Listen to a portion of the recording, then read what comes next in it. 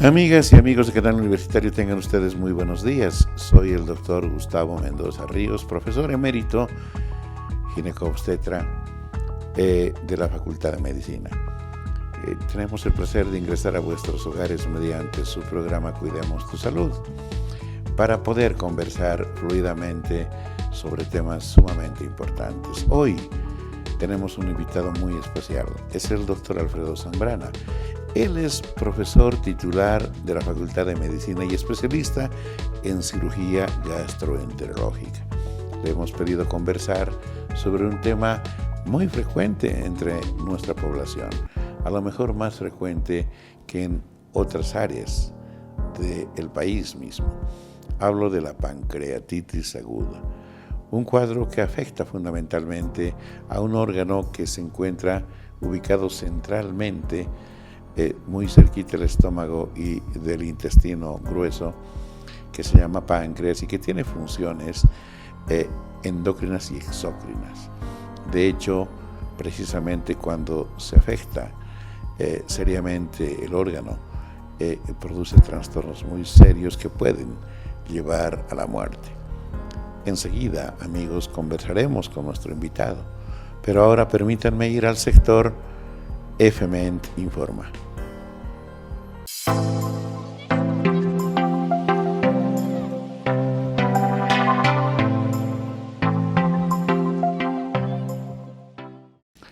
En esta primera nota ustedes observarán cómo entre las diversas actividades que realiza el Instituto de Genética realizó un seminario taller referido a enfermedades metabólicas. Para ello contaron con un experto extranjero invitado que naturalmente desarrolló estos temas en dicho evento. Vamos a la nota, por favor.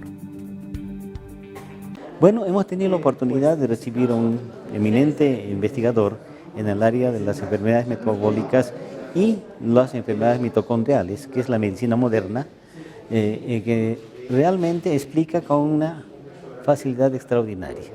Hemos mostrado a los que han participado de este seminario que la medicina moderna es una medicina diferente, muy profunda y que está manejando niveles moleculares.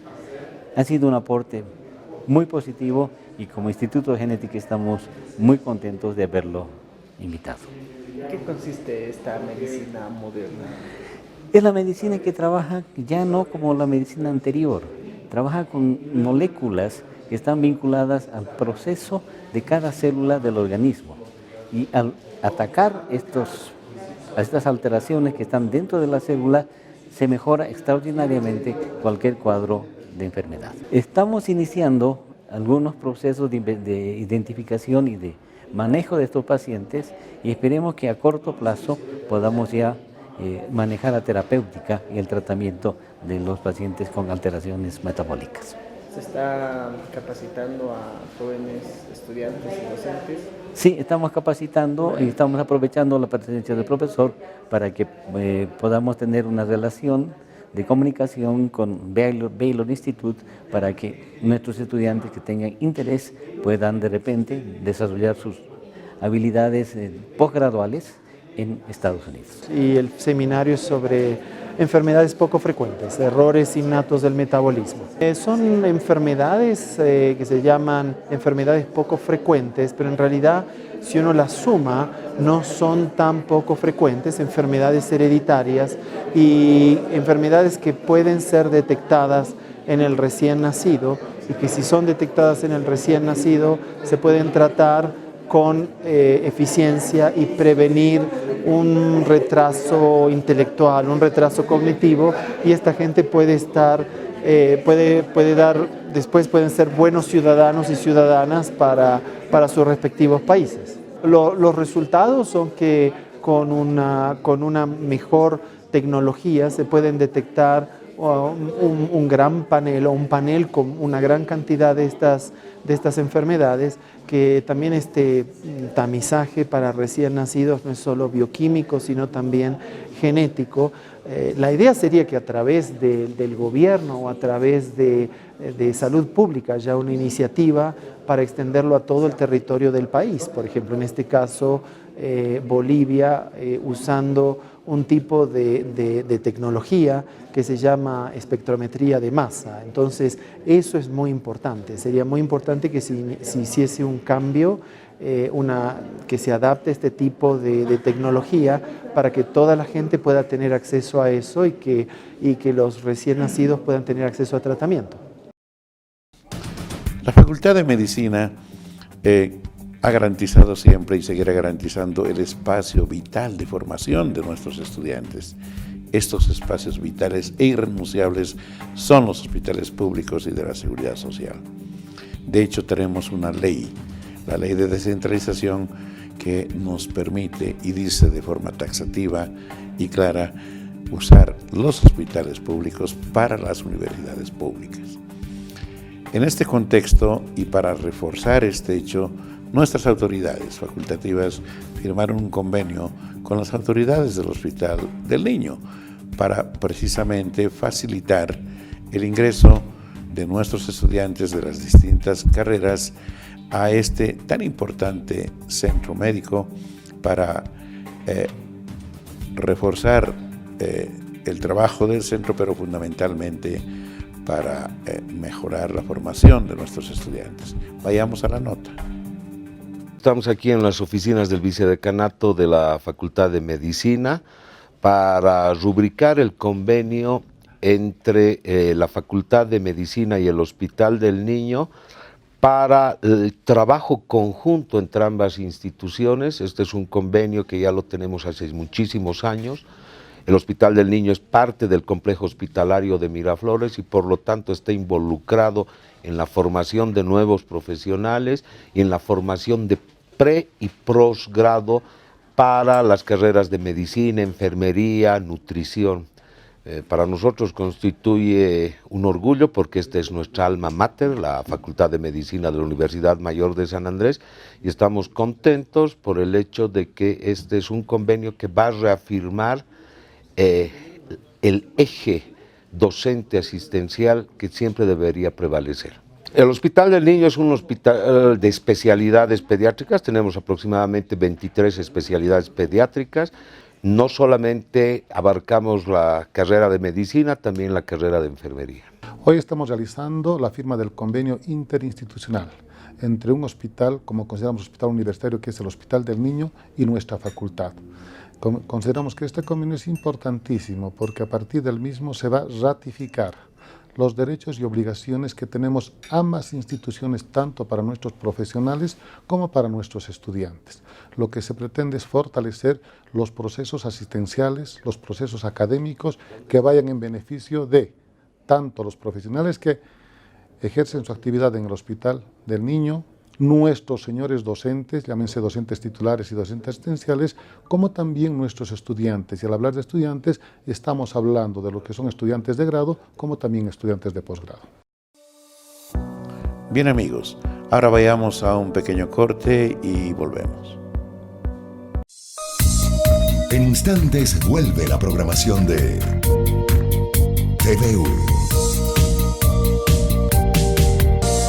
La carrera de Tecnología Médica brinda servicios de especialidad a partir de su gabinete de fisioterapia Isaac Duchenne, donde contamos con atención especializada y con tecnología de punta para la atención en problemas de salud relacionados con patologías traumatológicas, neurológicas, respiratorias, cefaleas, discapacitados pediátricos, retraso del desarrollo psicomotor, problemas posturales de la adolescencia, entre otras.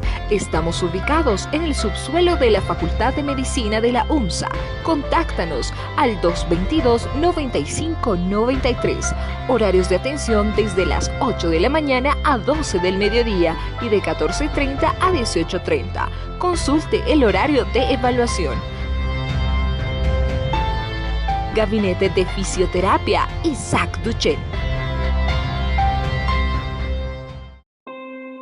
El Instituto de Genética de la Facultad de Medicina de la UNSA es la unidad académica de excelencia con capacidad para planificar, ejecutar y evaluar proyectos de investigación, contribuyendo en la solución de los principales problemas de salud relacionados con la genética humana.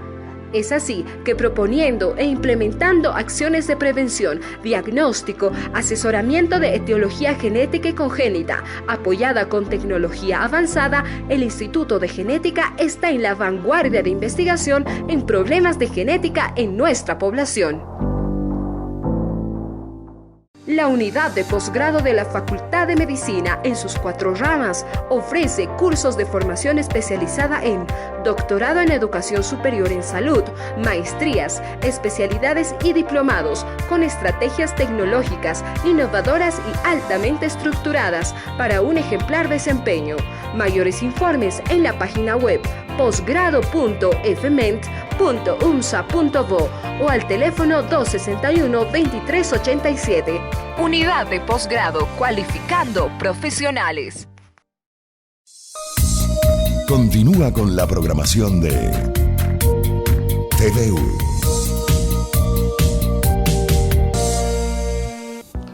Amigos, como lo habíamos anunciado, está con nosotros el profesor doctor Alfredo Zambrana, quien es médico, cirujano, gastroenterólogo y profesor titular de la Facultad de Medicina.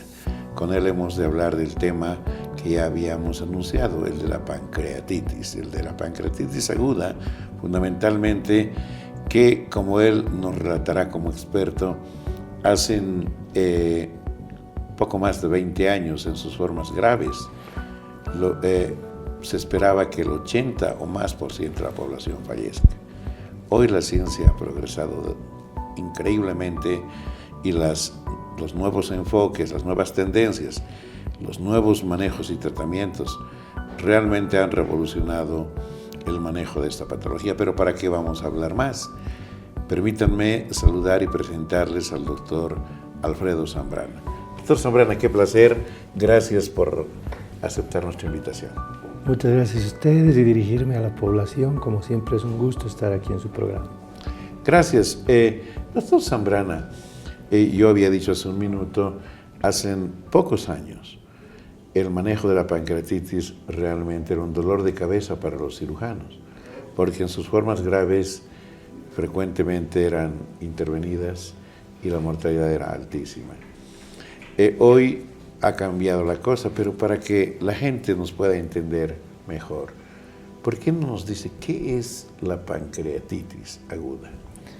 Bueno, la pancreatitis aguda en primera instancia es una inflamación de la glándula pancreática. El páncreas es un órgano anexo al tubo digestivo que sirve para producir enzimas que mejoran la digestión de todo lo que comemos.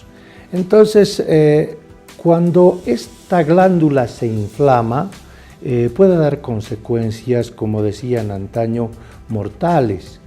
En la actualidad, la pancreatitis aguda tiene resultados mucho más alentadores debido a que el avance de la ciencia y el soporte que tenemos de las complicaciones que se producen por la pancreatitis aguda son mucho mejores.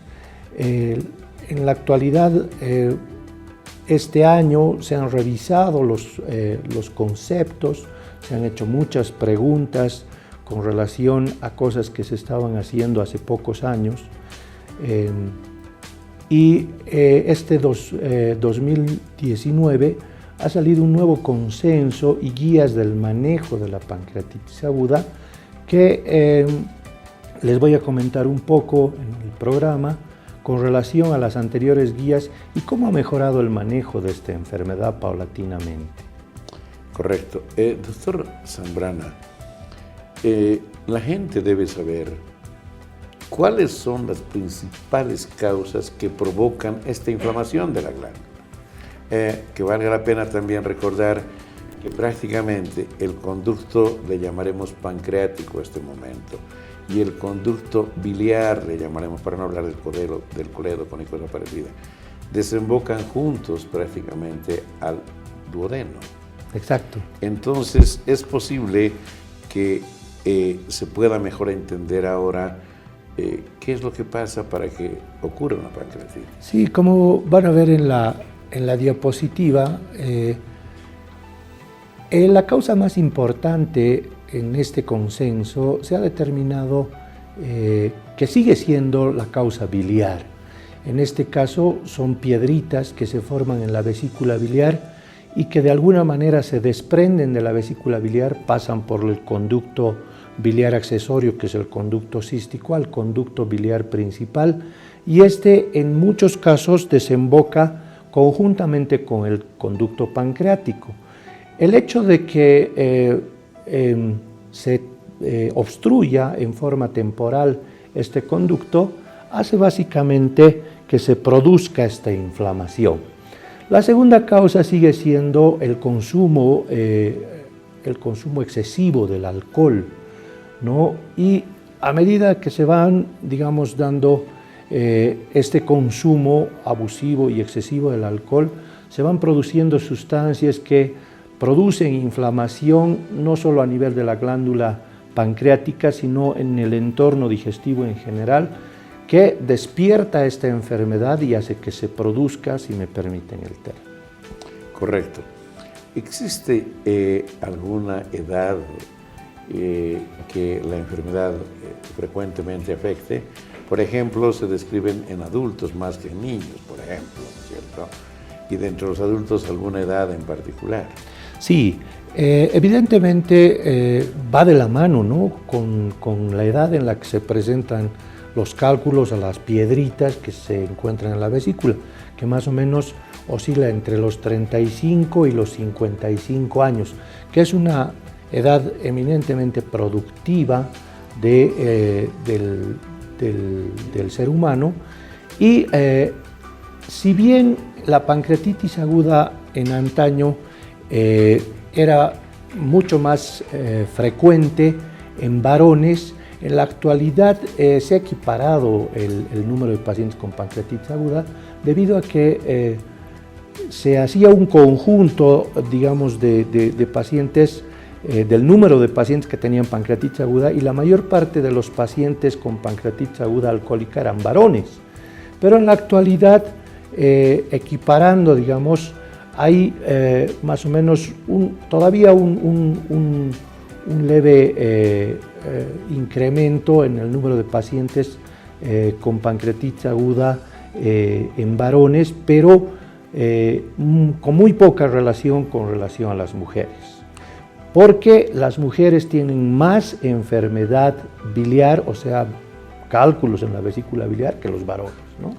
Usted me ha quitado la pregunta porque me la respondió anteriormente. Esa era mi inquietud en general. La predisposición a hacer cálculos en la vesícula es mayor en mujeres, indudablemente, pero los hábitos alimenticios y la forma de vida de los varones lo condicionan a que sean más frecuentemente estos los enfermos. ¿Qué hay de cierto en algo que la gente relata? Se echaron una muy buena cantidad de bebidas la víspera y hoy se fueron a comer un fricasé, que es siempre muy rico pero muy grasoso también, y unas horas después comienza el cuadro. ¿Hay relación? Sí, la ingesta abrupta de alimentos y de bebidas alcohólicas tiene relación con el inicio de la enfermedad. En primera instancia porque la mayor parte de estos alimentos, como usted menciona, tienen gran cantidad de grasa, entonces las grasas hacen que se contraiga el fondo de la vesícula y las piedritas que se encuentran dentro se puedan desprender de la vesícula biliar y puedan pasar hacia el conducto pancreático. Entonces, la mayor parte de los pacientes que hacen pancreatitis aguda de origen biliar relatan que han tenido una ingesta copiosa de alimentos y bebidas alcohólicas, especialmente ricos en grasas, ¿no? Yo me imagino que es esto. Ahora, en la pancreatitis aguda alcohólica, ¿no? Los pacientes que toman consuetudinariamente alcohol normalmente tienen complicaciones cuando se desequilibra el normal consumo de alcohol. Eso quiere decir en fiestas, en feriados, etcétera, etcétera, donde consumen más alcohol del que normalmente toman y vienen las complicaciones del enolismo, ¿no es cierto? Y una de las complicaciones puede ser esta también. Correcto. Entonces, distinguidos amigos, está absolutamente claro que por lo menos en el 90% de los casos, estas dos condiciones, fundamentalmente la presencia de cálculos en la vesícula que se desplazan y el consumo del alcohol, son los que van a condicionar a la aparición de este cuadro tan agudo y tan preocupante para la gente. Doctor Zambrana, una pregunta más. ¿Cómo se manifiesta entonces este cuadro que cualquier persona que reúna estas condiciones puede sufrirla en cualquier momento? Exacto. La pancreatitis aguda, a Dios gracias, ha sido clasificada ya desde más o menos el antaño en dos formas clínicas importantes en la ciudad de Atlanta, en la pancreatitis aguda leve y la pancreatitis aguda grave. Eso ha sido el 2002 y esto fue revisado el 2012, donde no todas las pancreatitis agudas son graves, ¿no? La pancreatitis aguda puede ser leve, ahora moderada y grave. El 20 a 30% de todas las pancreatitis llega a ser grave. De ese 20 a 30% de las pancreatitis, solo el 15% tiene mortalidad. Cuando uno dice solo el 15% parece un número pequeño, pero considerando el número de pancreatitis agudas graves que se dan en nuestro medio, 15 de cada 100 pueden tener mortalidad, es un número alto.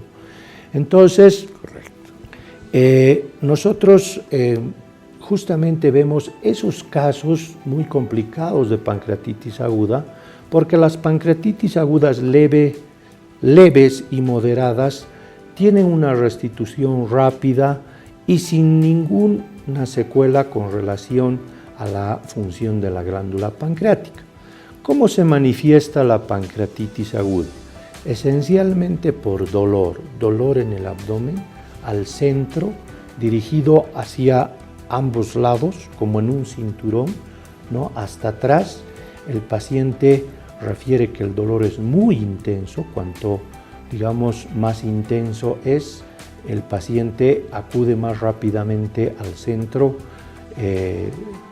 médico y además este dolor no pasa, ¿no? En libros clásicos de semiología, de clínica, decía que adoptaba inclusive posiciones para evitar un poco la intensidad del dolor, ¿no? Una posición maometana, ¿no? O fetal, Exacto. ¿no? De hiperflexión anterior. Y este hecho hace que el paciente asuma que tiene una enfermedad grave, porque los pacientes que tienen cálculos en la vesícula biliar tienen cuadros cólicos a repetición y el paciente acude al médico porque sencillamente ha notado que el dolor es diferente al que normalmente siente cuando come grasa.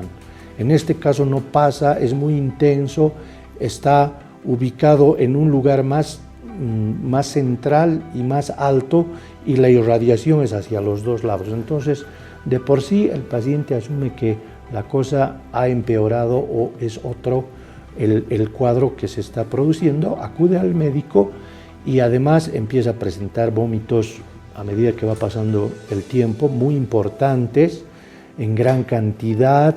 El paciente se siente mal, tiene fiebre, dolor de cabeza, como si tuviera realmente una enfermedad muy grave. Y evidentemente cuando llega al centro nosotros lo vemos y tenemos un paciente en las pancreatitis agudas graves muy complicado desde el punto de vista general. Correcto. Está claro, doctor Zambrana, a la gente hay que recordarle que el dolor es lo más importante. Sí. Porque como bien dijo, varias horas, 6, 8, persiste, a diferencia del cólico vesicular, para Exacto. decirlo, u otro cólico que es intermitente. se agudiza, pasa, se agudiza, pasa. En este caso es permanente y esto es lo que la gente debe saber. Y la irradiación que bien ha señalado a los lados, que denota realmente que un órgano que no es el habitual cualquiera está sufriendo. Más el vómito, yo creo que debe llamar la atención y pudiera ser doctor Zambrana, el primer mensaje que le damos a la gente de no pensar, como siempre lo hacemos, de que esto también va a pasar. Vamos a seguir conversando con el doctor Alfredo Zambrana sobre la pancreatitis aguda, pero ahora permítanme ir a un corte.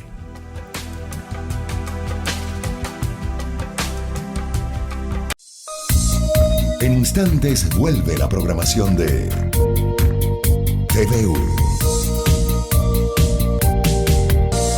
La carrera de Tecnología Médica brinda servicios de especialidad a partir de su gabinete de fisioterapia Isaac Duchenne, donde contamos con atención especializada y con tecnología de punta para la atención en problemas de salud relacionados con patologías traumatológicas, neurológicas, respiratorias, cefaleas, discapacitados pediátricos, retraso del desarrollo psicomotor, problemas posturales de la adolescencia, entre otras. Estamos ubicados en el subsuelo de la Facultad de Medicina de la UMSA. Contáctanos al 222-9593. Horarios de atención desde las 8 de la mañana a 12 del mediodía y de 14:30 a 18:30. Consulte el horario de evaluación. Gabinete de Fisioterapia Isaac Duchenne.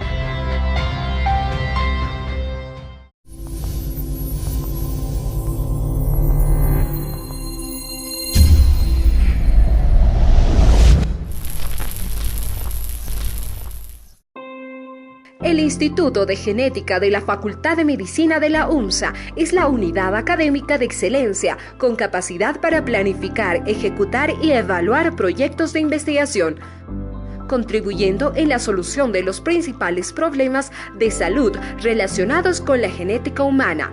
Es así que proponiendo e implementando acciones de prevención, diagnóstico, asesoramiento de etiología genética y congénita, apoyada con tecnología avanzada, el Instituto de Genética está en la vanguardia de investigación en problemas de genética en nuestra población.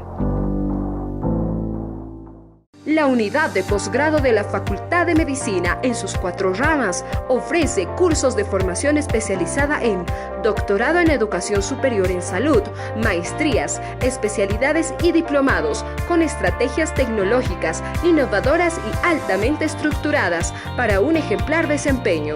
Mayores informes en la página web posgrado.fment.umsa.bo o al teléfono 261-2387.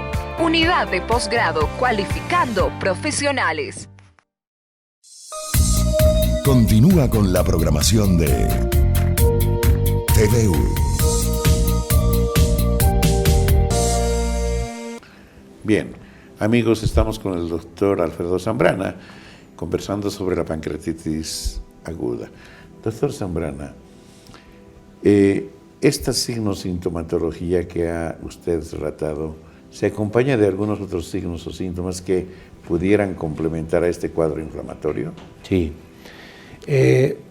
Además hay que complementar que estos pacientes tienen un gran compromiso del estado general.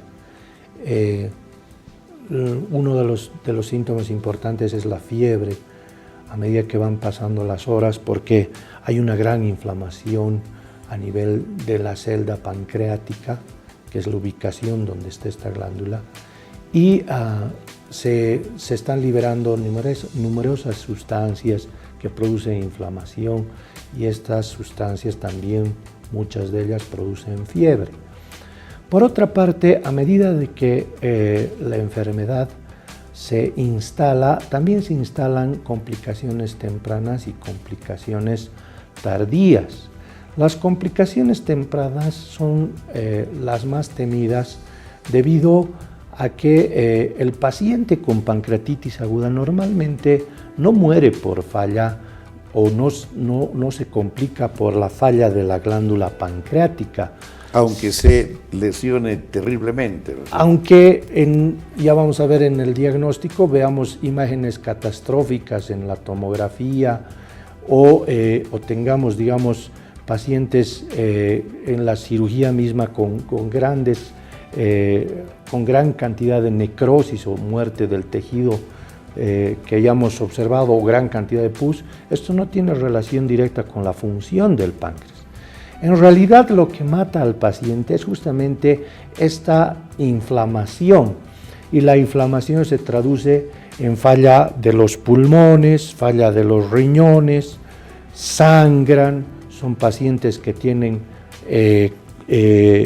coma, o sea, pérdida de la conciencia debido al estado general. Son pacientes en los cuales no se puede subir la presión por el estado de choque que se llama, ¿no? El choque puede ser por falta de líquido o también puede ser un choque secundario a una infección, porque como tenemos el colon delante, el colon está ocupado por heces fecales y gran cantidad de bacterias que pueden migrar por un fenómeno que se llama translocación bacteriana hacia ese espacio que está detrás, que es el páncreas, y contaminar todo.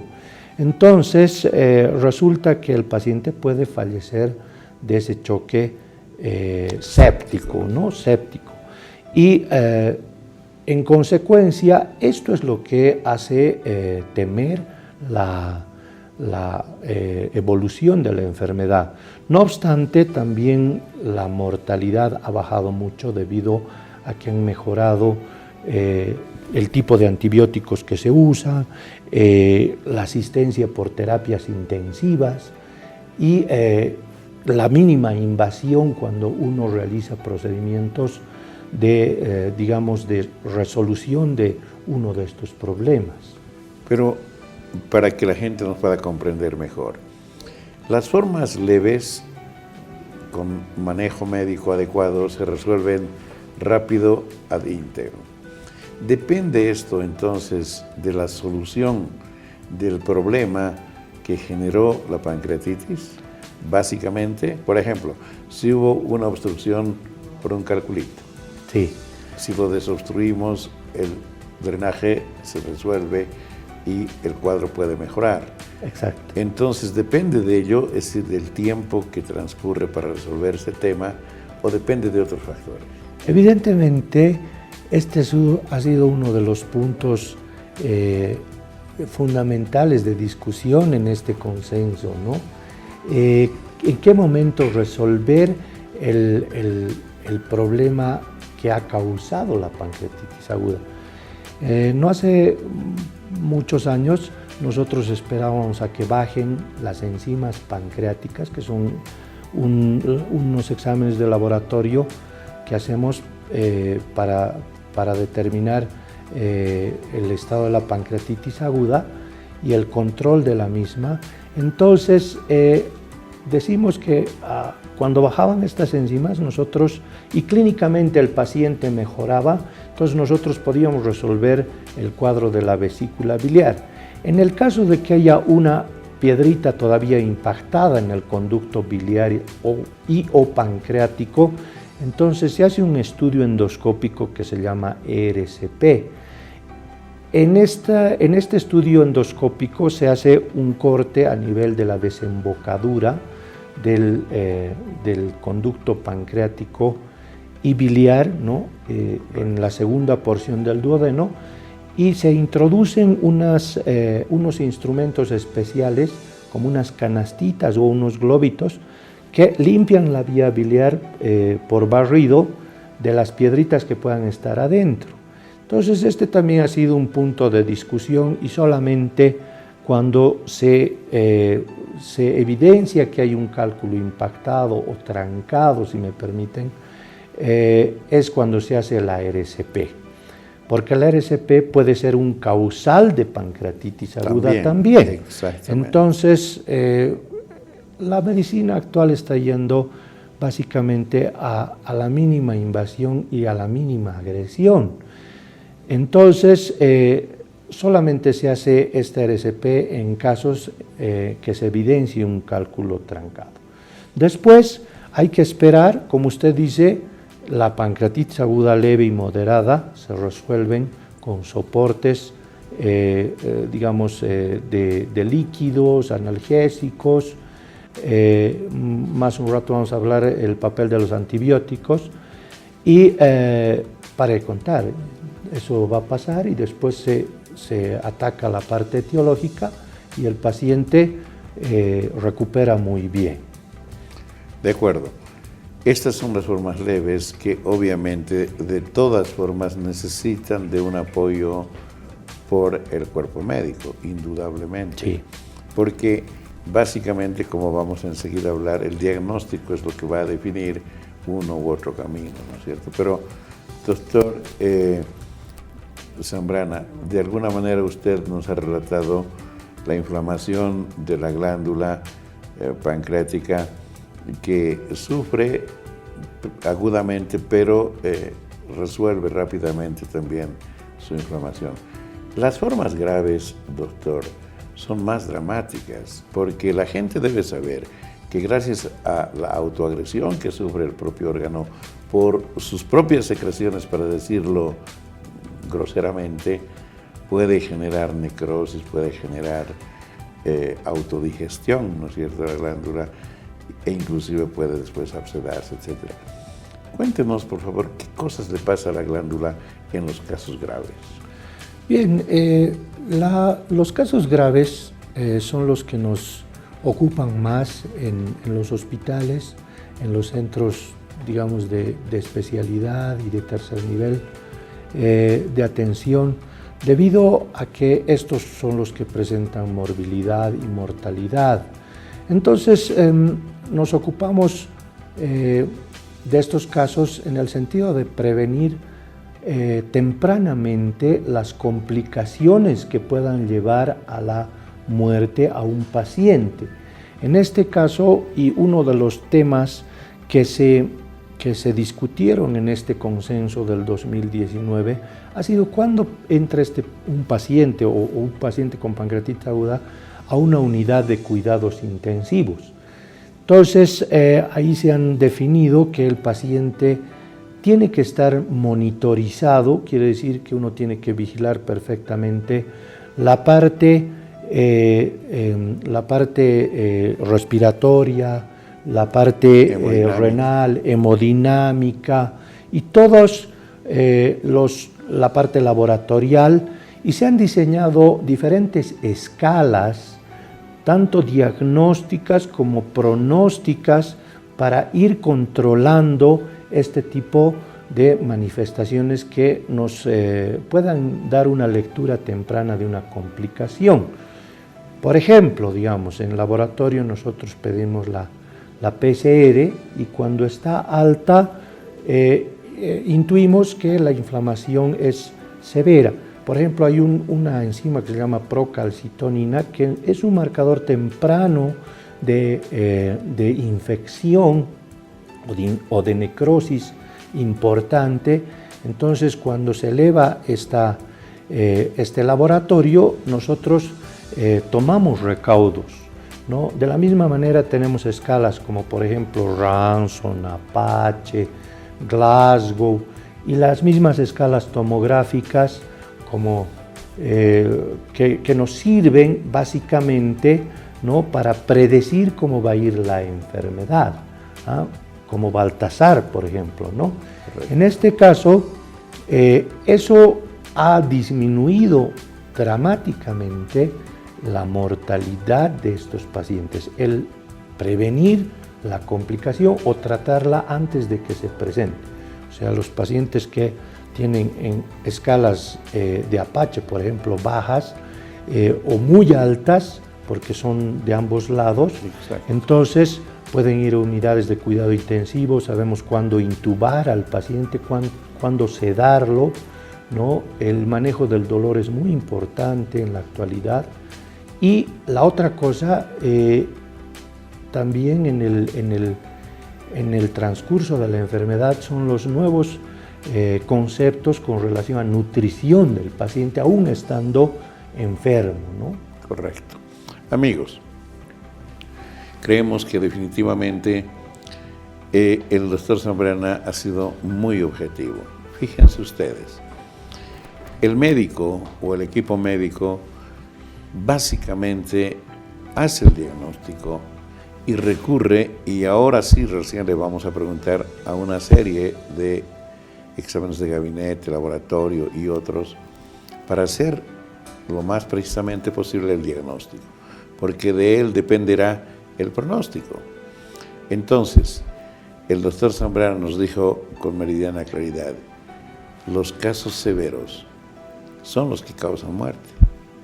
Y el hacer un diagnóstico lo más rápidamente posible de estos casos ayuda indudablemente a que la mortalidad disminuya. ¿Por qué? Porque aunque parece poco trascendente lo que señaló el doctor Zambrana, hay falla renal y mata al paciente, hay falla pulmonar y también lo hace, o hay falla en otros sistemas y por eso se muere el paciente. El médico, el equipo médico, la terapia intensiva, la asistencia, controla estos aspectos y de esta manera evita que el paciente fallezca y simultáneamente está haciendo el manejo que corresponda con la patología, que en este caso es la pancreatitis aguda. Doctor Zambrana, vamos a ir a un pequeño corte y le pido ahora sí que le explique a la gente por qué un médico es el único que puede manejar el caso y no otro nivel. Porque para hacer un diagnóstico se requieren de muchos exámenes a veces de laboratorio y de gabinete que no se los puede hacer convencionalmente en otro lugar que no sea un hospital, a lo mejor de segundo o tercer nivel. Amigos, permítanme ir a un corte, por favor.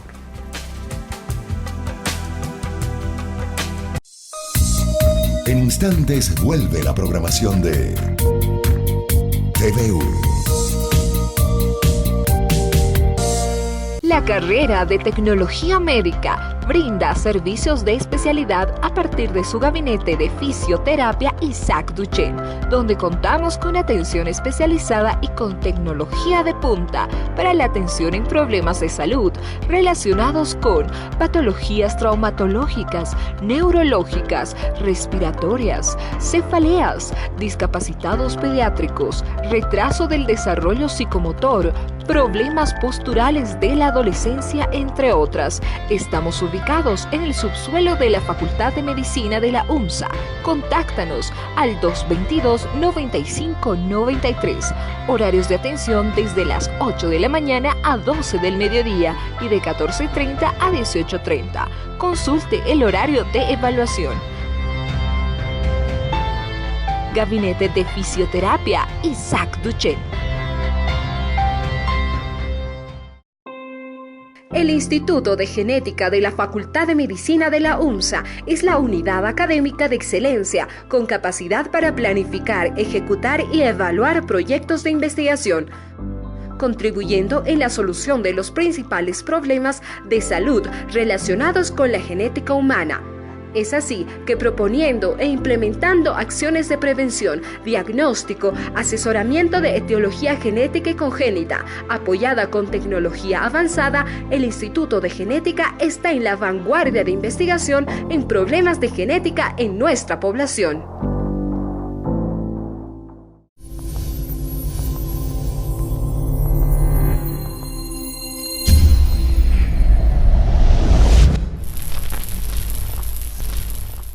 La unidad de posgrado de la Facultad de Medicina, en sus 4 ramas, ofrece cursos de formación especializada en doctorado en educación superior en salud, maestrías, especialidades y diplomados, con estrategias tecnológicas, innovadoras y altamente estructuradas para un ejemplar desempeño. Mayores informes en la página web posgrado.fment.unsa.bo o al teléfono 261-2387. Unidad de posgrado cualificando profesionales. Continúa con la programación de TVU. Amigos, seguimos conversando con el doctor Alfredo Zambrana. Le había planteado una pregunta. Doctor Zambrana, los especialistas, ¿cómo hacen el diagnóstico de la pancreatitis aguda? Bien, en este consenso han hecho relevancia a métodos, digamos, muy simples y muy sofisticados del diagnóstico de la enfermedad. En realidad, la ecografía, la ultrasonografía de la glándula pancreática es un pilar fundamental en la pesquisa o en la diferenciación de otras enfermedades que nos da datos indirectos de la enfermedad pancreática. Es muy económicamente muy accesible y es versátil y además está muy difundida en todo el territorio nacional. La segunda cosa que han tomado en cuenta son exámenes simples de laboratorio que están en la mayor parte de las escalas, como por ejemplo los glóbulos blancos, la cantidad de glóbulos rojos y el hematocrito que va junto con este dato, ¿no? Datos como por ejemplo el ionograma, datos como por ejemplo la creatinina que nos mide la función renal, ¿no? Y otros como por ejemplo el hepatograma que nos podría diferenciar de otras enfermedades. No obstante, cuando tenemos una pancreatitis aguda grave, tenemos que recurrir a otro tipo de estudios que se van más hacia el control y al pronóstico del paciente, ¿no? Tratando de evitar, como dije anteriormente, tempranamente las complicaciones. Y estos exámenes son básicamente la tomografía, lo que había dicho la RCP, que es un tipo de endoscopía, la ecoendoscopía, tenemos la colangioresonancia magnética, correcto, ¿no? Y tenemos métodos de tipo intervencionista, como por ejemplo las punciones por vía tomográfica o ecográfica. Tenemos las tomografías pulmonares para ver complicaciones, tenemos pruebas de función renal y obviamente en terapia intensiva tendremos todo un arsenal de instrumentos que nos sirvan para mantener la vida del paciente, no tanto de tipo intervencionista como de tipo quirúrgico. Quiero aclarar que, como usted decía al principio, la cirugía era un pilar fundamental en antaño para el manejo de la pancreatitis aguda. En la actualidad, las indicaciones quirúrgicas son muy limitadas y puntuales. No quiero decir que sean menos efectivas, todavía se sigue operando bastante en nuestro país cuadros de pancreatitis aguda, pero las indicaciones cada vez son más puntuales. Correcto. Para tener un mejor pronóstico y tener éxito. Entonces, el manejo básicamente está supeditado a sostener o a mantener la vida del paciente. Y desde la administración de líquidos, que son normalmente de origen cristaloide, sueros, pueden salvar la vida al paciente desde etapas tempranas en poblaciones, en clínicas privadas, en hospitales chicos, hasta que puedan llevarlos a un hospital grande. Entonces, estas medidas pueden salvar la vida del paciente. El manejo del dolor es otra cosa fundamental que se ha discutido, y esto puede ir desde el hecho de calmar el dolor con analgésicos muy simples hasta dormir al paciente para quitarle el dolor, pasando por punciones anestesiológicas regionales, con diferentes medicamentos para evitar el dolor. En la antigüedad se decía qué tipo de analgésico, sin entrar en mucho detalle, utilizar cualquiera, el que uno tenga. Correcto. La morfina era proscrita, en la actualidad no tiene mayor relevancia en estudios que han hecho en revisiones. La cosa es calmar el dolor, y si tenemos que evitar algo, más bien serían los AINES, ¿no? Que tienen un cierto problema cuando hay falla renal. Correcto. Entonces sería tal vez el único analgésico, los únicos analgésicos de los que habría que cuidarnos. Con relación a los antibióticos, la mayor parte de los expertos que revisaron este tema este año indican que no se debe utilizar antibióticos sino hasta evidenciar que haya una infección a nivel de la celda pancreática. No obstante, la profilaxis antibiótica todavía está siendo muy utilizada en varios países, especialmente de Latinoamérica, debido a las condiciones en las que se trata a los pacientes comparado con las condiciones de hospitales grandes digamos, de Estados Unidos, de Europa, del Japón, etcétera, etcétera, ¿no? Doctor Zambrana, estos casos son los que pueden dejar alguna secuela o complicación un poco más tarde de resuelto el problema. Por ejemplo, están los pseudoquistes, eventualmente las infecciones a lo mejor, y alguna zona de necrosis que tuviera que ser removida. Usted nos contaba, y quisiera que en un minuto le diga a la gente por qué además este cuadro es más esperanzador en su tratamiento, porque hoy resuelven con intervenciones, digamos, de invasión mínima, o mini invasivas, o como se llame, para resolver específicamente aquello, ¿verdad? Exacto.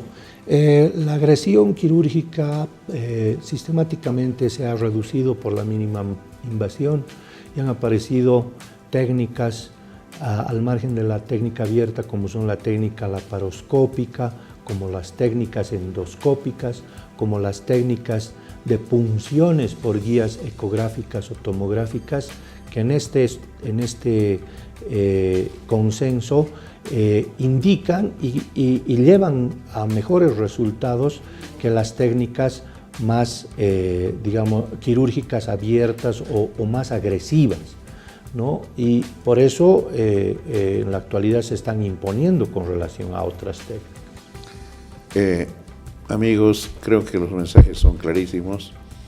La única recomendación, compartirá conmigo el profesor Zambrana, es que estos cuadros los manejen en el hospital, porque los médicos sabrán referir si es necesario al nivel que corresponde y los especialistas podrán manejar el cuadro adecuadamente, disminuyendo importantemente la mortalidad del paciente que sufre este cuadro. Doctor, ha sido muy importante de verdad esta conversación. Le queremos agradecer en nombre del programa y de la gente que nos ve y comprometerlo para conversar sobre este tema en una siguiente oportunidad. Muchas gracias. Gracias a ustedes y despedirme de toda la población, no sin antes agradecer al doctor por su atención y el que está agradecido nuevamente, le digo, soy yo, para poder dirigirme a toda la población. Muchas gracias. Amigos, esto fue todo por hoy. Queremos reiterarles que también los médicos y la universidad hemos intentado de la mejor forma realzar nuestras fiestas patrias. Creemos que hay que hacer muchísimo por el país. El que cree que hizo todo está absolutamente equivocado. Es cuestión de, en la cotidianidad, ver lo que pasa en las calles para darse cuenta todavía lo que somos. Pero esto no quita el deseo y la esperanza de ser mejores. Pero en quienes debemos ahora trabajar mucho, en nuestros hijos, los menores, para que ellos aprecien y aprendan que el trabajo es la mejor forma de lograr progresar y desarrollar no solo la persona, la familia, sino fundamentalmente el país. Creo que los discursos no sirven absolutamente para nada, son los hechos. Y a nuestros hijos les hablaremos la verdad. Solo esto va a garantizar de que nuestro país en el futuro indudablemente sea mejor. Bueno, que pasen un lindo fin de semana y tengan ustedes muy buenos días.